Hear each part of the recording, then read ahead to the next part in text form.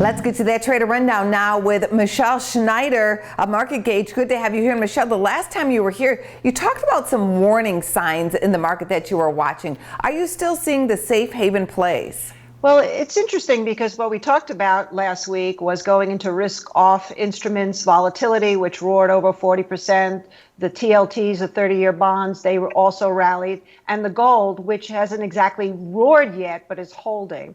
So now I think we're still in that situation. The market, though, is at a very precarious spot here because you had two interesting technical formations that may cancel each other out or one may overrule. One is the NASDAQ, which had what we call a classic island top, and the other is the S&P 500, which is right now holding the 200-day moving average. What are you seeing in the S&P 500 or the spiders, SPY, which is tracking the S&P? Well, if we're looking at the spiders, the 200-day moving average comes in right at 300. So if you're looking at E-minis, it's at 3,000, which psychologically is an important level. And we're testing around it here on Monday morning, so there are buyers showing up. The question is going to be whether or not it can really hold. And at this point, looking at the fact that the bonds and the volatility and the gold are still holding and a lot of the equities are still red, I think it's a waiting game at this point. If the SPY breaks down under 300, we'll go lower. If it can get over 302, maybe we'll start to see a little bit more buying coming in. Any thoughts on what's happening with the dollar and gold? Yes, I'm very much interested. I had been looking at the dollar topping out a while ago, and there are many reasons why it should.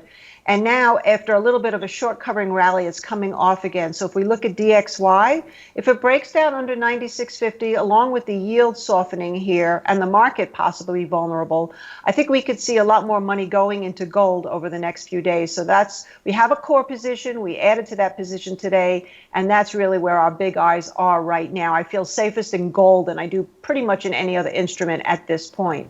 And quickly before you take off, what's your take on the commodities market?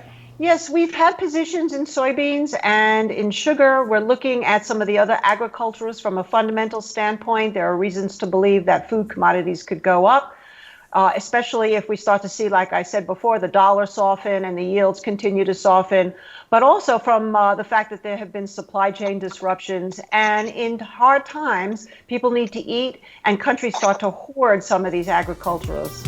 Thank you, as always, Michele, for being here. Thank you so much for having me. For more Business First AM, check us out on social media. We're on Facebook, YouTube, and Twitter. And go to businessfirstam.com for where to see our show on TV.